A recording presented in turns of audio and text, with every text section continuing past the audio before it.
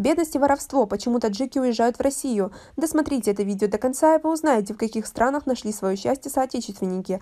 Подписывайтесь на наши обновления, чтобы быть в курсе о всех новинках на нашем канале. На сегодняшний день Таджикистан – одна из самых бедных стран в СНГ. Даже Украина и Молдавия после всех потрясений живут лучше. Сейчас ВВП на душу населения в Таджикистане составляет всего $3500 в год, а уровень безработицы колеблется в районе 8–9%. При этом львиную долю до 40% всей экономики составляют денежные переводы таджикских мигрантов, в основном из России, говорит Нария Кавакян, начальник отдела инвестиций БКС «Брокер». Экономика Таджикистана буксует по целому ряду причин, главная из которых – крайне неэффективная экономическая политика властей. Большинство отчетов аналитиков по ситуации в стране не обходится без упоминания о крайне высоком уровне коррупции.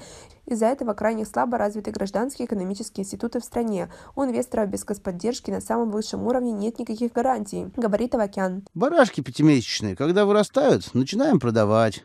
Их обычно за сезон 10-15, на это и живем. Мигранты из Таджикистана едут на заработки в Россию. Это неудивительно, учитывая экономическую ситуацию в их родной стране. Несмотря на, казалось бы, высокий рост экономики, Таджикистан – одна из самых бедных стран в СНГ. И ситуация не изменится, если не бороться с коррупцией, говорят эксперты.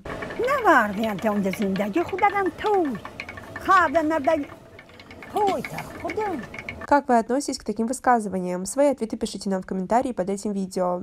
Первое место в числе главных причин современной миграции коренного населения Таджикистана, по словам самих иммигрантов, как и во многих странах, занимают экономические проблемы.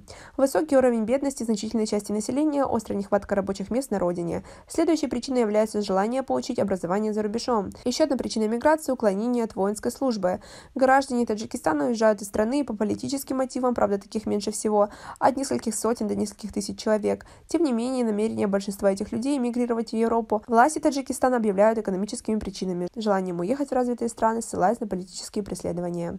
Конечно, в топ стран для миграции входит Россия по объективным причинам. На территории РФ находится около 800 тысяч трудовых мигрантов, многие из которых давно устроили свою жизнь и стоят в очереди на получение гражданства. Для примера можно взять такие данные. Минимальный допустимый уровень зарплаты в Петербурге составит 16 тысяч рублей, а по области 10,8 тысяч. Далее в списке популярных направлений следует Казахстан и Беларусь. В процентном соотношении размер заработной платы в этих странах не сильно отличается от России. Четвертое место в этом списке не так давно занимала Украина, там заработок меньше, чем в той же Белоруссии, но теперь таджики больше ориентированы на Германию и США. В странах Европы и Америки заработок значительно выше, но и само нахождение в стране обходится мигранту дороже. Размер минимальной оплаты труда в Германии на 2019 год составляет 9–19 евро бруто за час работы. В некоторых отраслях производства законом установлены более высокие ставки минимальной оплаты труда, превышая указанную ставку МРОТ на 1–2 евро. Эксперты говорят, что начиная с 2020 года одним из приоритетных направлений станет Канада. Недавно Канада расширила миграционный план на 2019–2020 годы.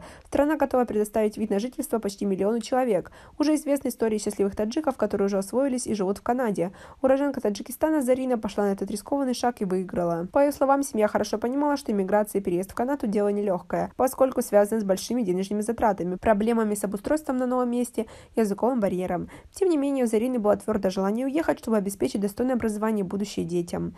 Уезжать надо без мысли, а вдруг прокатит, и может все-таки сложится. Если ехать с такой установкой, то ничего не получится, уточнила Зарина. Заработок в Канаде достаточно приличный. Медсестра получает примерно $120 тысяч в год. Для Канады это очень хорошая зарплата. К примеру, на стройке человек получает $2000 в месяц, то есть 24–25 тысяч в год. 40 тысяч считается уже хорошей средней зарплатой. Уезжать нужно не бояться. Однажды рискнув, можно обеспечить себе достойную жизнь, если на родине это не всегда получается. На этом у нас все. Оцените наше видео подпиской и лайком.